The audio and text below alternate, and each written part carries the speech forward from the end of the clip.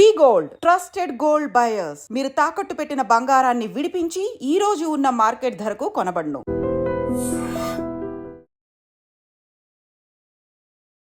Hi hello నమస్తే, welcome back to iDream media. ఈరోజు మనతో ఉన్నారు జిటిఏ ఫౌండర్ అయిన విశ్వేశ్వర రెడ్డి గారు. ముఖ్యంగా లేటెస్ట్ అమెరికన్ అప్డేట్స్ గురించి సార్తో మాట్లాడదాం. Hi sir. నమస్కారం. How are you sir? Very good and you? I'm fine sir. Sir, Trump తీసుకొచ్చిన ఒక కీలక నిర్ణయంలో ఎవరైతే అక్కడ స్టూడెంట్స్ F1 వీసా మీద వెళ్ళి ఉంటారో వాళ్ళు ఆన్ క్యాంపస్ కాకుండా బయటకు వచ్చి జాబ్స్ చేయడం ఇంక నుంచి కుదరదు అని ఒక రూల్ పాస్ చేయడం జరిగింది. బట్ అక్కడున్న ఎక్స్పెన్సెస్ చూసుకున్నా, అక్కడ వాళ్ళకి కావాల్సిన అవసరాలు చూసుకున్నా అయ్యే ఖర్చులు ఇండియన్ రూపీస్లో చాలా ఎక్కువ. మరి ఇప్పుడు వాళ్ళ పరిస్థితి ఏంటి? వాళ్ళకి అక్కడ ఎంబసీ ఏమైనా సహాయం చేసే ఛాన్సెస్ ఉన్నాయంటారా? Okay, very good question. యాక్చువల్గా ట్రంప్ వచ్చేసి ఎప్పుడు కూడా ఇది అనాథరైజ్డ్ వర్క్ చేయొద్దు అనేది కొత్త పాలసీ కాదు. It has been there for many years. F1 program అనేది ఎలా ఉంటుందంటే, ఇక్కడ మనం వెళ్ళే కంటే ముందే ఒక I-20 ఫామ్ అని ఉంటుంది. I-20 ఫామ్లో క్లియర్గా మనకు చెప్తారు ఫీజు, ఎడ్యుకేషనల్ ఫీజు ఎంత అని, తర్వాత బోర్డింగ్ లాడ్జింగ్ ఫీజెస్ ఎంత అని అందులో ఉంటుంది. అది మనకు తెలుసు. అంటే ఒక $20,000 ఎడ్యుకేషన్ ఫీజు ఉంటే ఇంకొక $10,000 ఎక్స్పెన్సెస్ అవుతాయి. సో $30,000 I-20 తీసుకెళ్ళి మనం బ్యాంకుకి వెళ్తాం. ఆర్ లేకపోతే మన ఓన్ ఫండ్స్ ఉన్నా కూడా, so what ever the outlook money, మనం యూజువల్గా మన అబ్బాయిని పంపించినప్పుడు 30 లక్షలు 40 లక్షలు అంటే ఇంకొక 10 లక్షలు యాడ్ చేసుకుంటాం. ఎందుకంటే చేతి ఖర్చులు పోవడానికి రావడానికి. అవుట్లుక్ చేసి మనం బ్యాంకుకి వెళ్తాం. బ్యాంకుకు ప్రొసీజరల్గా ఏం చేస్తారంటే అంత అమౌంట్కి లోన్ ఇస్తారు, అంటే మొత్తం డబ్బుకి. So the programme F1 programme ఏంటంటే అమెరికాకి వెళ్ళి చదువుకొని మళ్ళీ వెనకకి వస్తామన్న ఒక ప్రామిసెస్ మీదనే వాడు F1 వీసా US కాన్సులేట్లో ఇస్తారు. నాట్ దట్ వర్కింగ్ అనేది అసలు ఫర్గెట్ అబౌట్, అసలు పని చేయడము అనాథరైజ్డ్ వర్క్ గురించి పక్కకు పెట్టండి. ఆ ప్రోగ్రాంలో ఎక్కడ కూడా ఆ లైన్లో ఉండదు. మీకు ఆస్ట్రిక్లో పెట్టి కూడా రాయరు, తెలుసు కదా, ఫైన్ లైన్స్ అంటారు. అది కాకుండానే ఉంటుంది. సో దానికి మనం అబైడ్ అవుతామని చెప్పి వెళ్తేనే మన US కాన్సులేట్లో వీసా ఇస్తారు. ఆ ప్రోగ్రామ్ను చాలా ఏళ్ళ నుంచి నడుపుకుంటూ వస్తున్నారు. అంటే మన వాళ్ళు వెళ్తున్నారు, అక్కడ చదువుకుంటున్నారు. చదువుకున్న తర్వాత there is another programme H1B. అంటే మాస్టర్స్ అయిపోయాక ఒక 3 years based on the stem. If it's science, technology, engineering, mathematics అయితే 36 months. If it's not that, రెగ్యులర్గా మేనేజ్మెంట్ కోటా కానీ లీగల్ కోటా కానీ అటువంటిది అయ్యేది ఉంటే ఓన్లీ 12 months ఉంటుంది. సో ఆ లైన్లోనే they will go there and they will స్టడీకే. Then during their study of 2 years or 3 years, they will give 5 years visa. Even if it's a 2 years program also 5 years ఇస్తారు. So D/S అంటే duration of study. 5 yearsలో మన వాళ్ళు కొందరు 2 yearsలో complete చేయొచ్చు, కొందరు 3 yearsలో masters చేయొచ్చు. ఆ ప్రాసెస్లో ఏం చేస్తారంటే మనం స్కిల్ని ఏదైతే ఉంటే వాళ్ళ కొత్తగా, నేను I was talking to someone, పూల్లో అక్కడ దీనికి యూనివర్సిటీలో పూల్స్ ఉంటాయి. సో పూల్స్లో కూడా మనం అక్కడ పనిచేయచ్చు. అంటే వాళ్ళ స్విమ్మింగ్ పూల్లో గార్డ్గా అది కూడా చేయొచ్చు. లేదంటే టిపికల్గా ఎట్లా చేస్తారంటే మనలంతా మెస్లో చేస్తారు. ఓకే, అక్కడ ఉన్న ఫుడ్ మెస్లో ఉంటాయి కదా, వాటిలో చేస్తారు. తర్వాత ప్రొఫెసర్ దగ్గర అసిస్టెంట్షిప్ చేస్తారు. లేదంటే వాళ్ళకి స్పెషల్ చిల్డ్రన్ ఉంటారు. అక్కడ ఏంటంటే మెంటల్లీ ఛాలెంజ్డ్, ఫిజికల్లీ ఛాలెంజ్డ్ వాళ్ళకి ఏం చేస్తారంటే హెల్ప్ చేస్తారు మన వాళ్ళు. సో ఈ రూపకంగా వాళ్ళు ఆథరైజ్డ్ వర్క్, అది కూడా DS అక్కడ ఉన్న ఆఫీసర్ అప్రూవ్ చేస్తాడు. Okay, you do this 20 hours on campus. దీనికి ఇది framework. This is F1 programme. నేను దీన్ని వయలేట్ చేస్తే, ఇది కాకుండా ఇంకేం చేసినా అది వయలేషన్. ఈ వయలేషన్ ఇవాళ కొత్త కాదు. F1 ప్రోగ్రామ్ టచ్ చేయలేదు. టిపికల్గా ఇవాళ ట్రంప్ ఏం చేశారంటే F1 programme, H1 programme, birth rights, B1 B2 కూడా ఉంటుంది కానీ బర్త్ రైట్స్. సో F1లో ఏం చేయలేదు, కాకపోతే ఆడిట్ మొదలుపెట్టారు, just to site audit. H1B program ఏం చేశారు, మోర్ సైట్ ఆడిట్. అంటే ఎక్కడైతే వర్క్ చేస్తున్నారో మీరు, ఏదైతే H1Bలో ప్రోగ్రాంలో I-129లో ఉన్నారో ఆ అడ్రస్లో మీరు పనిచేస్తారో చేతిలో చెక్కిస్తున్నారు. ఈ స్టూడెంట్లకు మీరు అన్నారు కదా, ఇప్పుడు వాళ్ళు రాకపోతే, అక్కడ చేయలేకపోతే, ఇప్పుడు పని ఇది ఓవర్ వర్క్ ఏంటంటే మన వాళ్ళు ఏం చేస్తున్నారు, ఆ సిస్టమ్ని F1 ప్రోగ్రామ్ను కుల్లబడవడానికి కోసం వెళ్ళి ఒక సెమిస్టర్కి ఫీజు కట్టి ఇక్కడ లోన్ వచ్చి నా పక్కకు పెట్టి అక్కడ సంపాదించిన డబ్బుని ఇక్కడ కడుతున్నారు.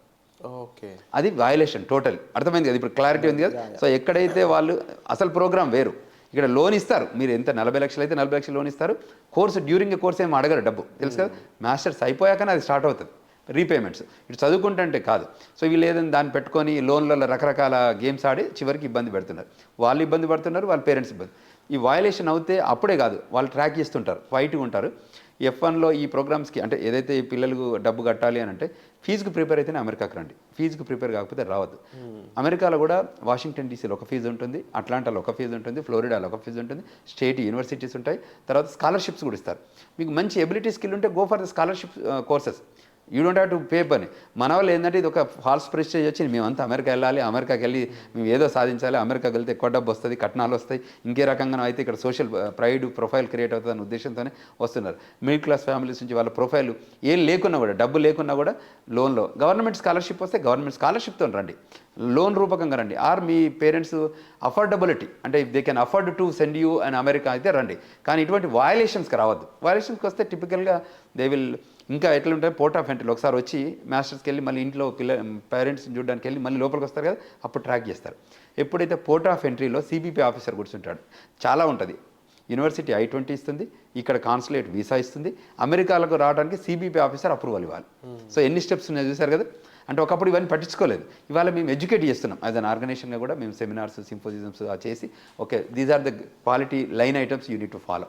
If you cannot follow then you have to come back. If you follow you are there welcoming. ఇప్పుడు నేను been there for many years. So ఇన్నేళ్లలో మేము నేర్చుకున్నాం కదా అన్ని. If you followed all the lines, we got the green card, we got the citizenship. అట్లా అంటే నేను టిపికల్గా ఇమిగ్రేషన్ చాలా బాగుంటుంది. America is the very democratic country, law of the land follow అవుతుంది. తర్వాత the land of opportunities, more employment opportunities, more educational opportunities, more business opportunities. ఇవన్నీ వేరే ఎక్కడ దొరకదు. ప్లస్ అక్కడ పుట్టిన పిల్లలకి సిటిజన్షిప్ ఇస్తారు. సో దాన్ని కూడా ఎందుకంటే బర్త్ రైట్స్ మీద కాన్సెప్ట్ వచ్చింది కాబట్టి దాన్ని కూడా మనల్ని మిస్యూజ్ చేశారు. బర్త్ రైట్స్ మేము ఇస్తే బర్త్ టూరిజం మీరు చేశారు. అర్థమైంది క్లియర్గా? కేవలం పిల్లల కోసం అక్కడ ముందుగా ఒక 3-4 months ముందుగా వెళ్ళిపోయి అక్కడ కంటున్నారనే విషయం వాళ్ళకి తెలిసినా కూడా దాన్ని అప్పుడే రద్దు చేయకపోవడం గల కారణం ఏంటంటే ట్రాకబిలిటీ. ఇప్పుడు ఎలా ఉంటుందంటే మనకు ఇక్కడ కొత్త ఆఫీసర్ వస్తారు కదా, ఒక కొత్త ఎస్పీ వస్తే ఏం చేస్తాడు, ఇమ్మీడియట్గా ఇంప్లిమెంట్ ఏం చేస్తాడు, చాలా గ్రౌండ్ లేదు. ఒక్కొక్క పాలసీ ఏమంటే ఫస్ట్ బిలీవ్ చేశారు. అంటే టిపికల్గా ఏంటంటే మీరు వచ్చి ప్రాపర్గానే ఉంటున్నారు అనుకున్నారు, కానీ ఎప్పటి వరకు వచ్చారంటే 98% ఫ్రాడ్ దాకా వెళ్ళింది. +or-3% ఎప్పుడు వెల్కమ్ చెప్తుంది ఎవరైనా ఇట్లా ఇమ్మీడియట్గా act year. Once it's accumulated then it is an accumulated anger. అర్థమైంది కదా మీకు? అది పర్సెంటేజ్ పెంచుకుంటూ వెళ్తే అసలు మేము అక్కడికి వెళ్ళేదే పిల్లలు కనడానికి వెళ్ళే ప్రోగ్రామ్ మీద వెళ్తే ఎలా ఉంటుంది? ఇప్పుడు అక్కడ అనుకోకుండా పిల్లలు పుట్టడం వేరు, కానీ అదే ప్రోగ్రామ్ మీద చీటింగ్ చేద్దాం కంట్రీని అని వెళ్తే వాళ్ళు అబ్జర్వ్ చేస్తారు. డెమోక్రటిక్ పార్టీ మోర్ టిపికల్గా లిబరలైజేషన్ ఉంటుంది, ఇది రిజిడ్గా ఉంటుంది. Republican Party they are more nation first, rightist wing of the country. So వాళ్ళు క్లియర్గా చెప్తారంటే మా కంట్రీ రూల్స్ ఫాలో అయితేనే మీరు ఉండండి, లేకపోతే మేము పంపించేస్తామని ష్రూడ్గా ఉంటారు ఇక్కడ. డెమోక్రటిక్ ఏంటంటే ప్రపంచంలో ఏ గొడవ అయినా, ప్రపంచంలో ఎక్కడ అసైలం ఇష్యూస్ అయినా, ప్రపంచంలో కొట్లాడుకున్నా కూడా వాళ్ళని తీసుకొచ్చి ఈ కంట్రీలో పెట్టుకుంటుంది. మంచి ప్రోగ్రామ్ ఉంది అందులో కూడా. మొన్న ఆఫ్ఘనిస్తాన్ వాళ్ళకి మంచిగా ఇచ్చారు, వాళ్ళకి రావడం వాళ్ళకి వర్క్ పర్మిట్ ఇచ్చారు, ఫ్లైట్లలో తీసుకొచ్చి డంప్ చేశారు, దాన్ని కూడా జియోగ్రఫికల్గా కూడా డిస్ట్రిబ్యూట్ చేశారు. వాళ్ళందరికీ ఫుడ్ స్టాంప్స్ అంటారు, ఫుడ్ స్టాంప్స్ కూడా ఇచ్చారు, అంటే వెల్కమ్ చెప్పి ఇచ్చారు. బట్ ఇప్పుడున్న పోస్ట్ పాండమిక్ రెసిషన్లో America is not welcoming. So అది ప్రాబ్లం, అదే రప్చర్ తప్ప. కానీ Trump is the personality wise ఆయన ఏమంటారంటే లీగల్ ఇమిగ్రేషన్గా రండి, క్వాలిటీ పీపుల్ రండి, స్కిల్డ్ లేబర్ రండి, we welcome it. But cheat చేయడానికి వచ్చారనుకోండి, we don't welcome it, we will send you. అది సంఖ్యలు, కాళ్ళకు బంధాలు, వాట్ ఎవర్ యూ సేవ్ కనిపిస్తున్నాయి కూడా, కనిపిస్తున్నాయి చేస్తారు. అవి వయలేషన్ అయితే ఇప్పుడు నేను ట్రాఫిక్లో వెళ్తూ నేను అక్కడ ఉన్నామని కూడా నేను వయలేట్ చేస్తే నాకు కూడా హ్యాండ్ కప్ వేస్తారు. ఇట్స్ నాట్ దట్ వీళ్ళకి వేస్తారు వాళ్ళకి ఏరా ఉండదు. తప్పు చేస్తే ఎవరైనా, నేను DUIలో దొరికాను అనుకోండి, నాకు కూడా హ్యాండ్ కప్ వేస్తారు, అక్కడ వేసి పట్టుకుపోతారు.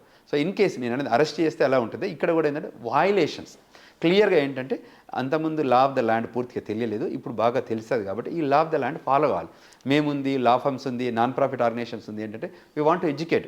ఇప్పుడు మేము ముందు వెళ్ళాము ఒక 25 ఏళ్ల క్రితం, వాళ్ళని కూడా రావాలనే కోరుకుంటున్నాం. ఆ ప్రోగ్రామ్ని యూటిలైజ్ చేసుకోమంటున్నాం. మీరు అక్కడ కూడా సెటిల్ కండి, ఎందుకంటే జనరేషన్ విల్ మూవ్ ఆన్.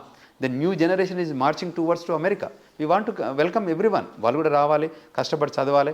నేను మాట్లాడుతుంటే చెప్పామండి, $10 $12 వెళ్ళి గ్యాస్ స్టేషన్, గ్రోసరీ, లిక్కర్ స్టోర్లో పనిచేయడం ఎందుకండి? మీరు కష్టపడి చదివి మీ ఎబిలిటీ చూపిస్తే $100,000 జాబ్ ఆర్డర్ రెడీగా ఉంది. Just focus on that $100,000. Why you want ఇవంటి పని చేస్తూ భయంగా బతుకుతుంటారు. సో మోస్ట్ రీసెంట్ ఇంకా హ్యాపెనింగ్ ఏంటంటే నాకు ఒక పేరెంట్ కాల్ చేశారు, మాకు every day other than my sleep hour ప్రతి మచ్ ఇమిగ్రేషన్ లాలో ఉన్న వీళ్ళందరూ రిక్వైర్మెంట్స్ వస్తుంటారు, మళ్ళీ ఆఫీస్ కూడా వస్తుంటారు. కాబట్టి చెప్తున్నాడు, మా అబ్బాయి అక్కడ వెళ్ళి పని చేస్తుండండి, ఏం చేయమంటారు ఇప్పుడు అంటే ఆపేయాలని చెప్పాను క్లారిటీ. యూ షుడ్ స్టాప్ అన్నాడు. అంటే సాయంత్రం 5 తర్వాత పని చేయొచ్చా అండి అన్నాడు. అంటే ఎందుకు అన్నాడు అంటే 9 to 5 వచ్చి ఆడిట్ చేస్తారట, 5 తర్వాత ఆడిట్ చేయరట అని. 5 తర్వాత CBP ఆఫీసర్కి తెలియదా, గవర్నమెంట్కి తెలియదా ఎప్పుడు వెళ్ళి ఆడిట్ చేయాలని? మనకేం తెలియదు, వాళ్ళకేం ఉంటాయి. 150 దేశాల్లో ఉన్న కంట్రీ వాళ్ళని అక్కడ మేనేజ్ చేస్తుంది ఆ కంట్రీ అంటే కామన్ సెన్స్ ఉండాలి కదా మనకు కూడా. అంటే ఇంకెంత వీలైతే అంత చీటీ చేద్దామా, ఇంకెంత వీలైతే వాట్ ఐమ్ టాకింగ్, అర్థమైంది? Very clear. అంత ఇంకా చీటీ చేద్దామని. లేదు పని చేయొద్దు, ఇది rule norms, you need to stop it.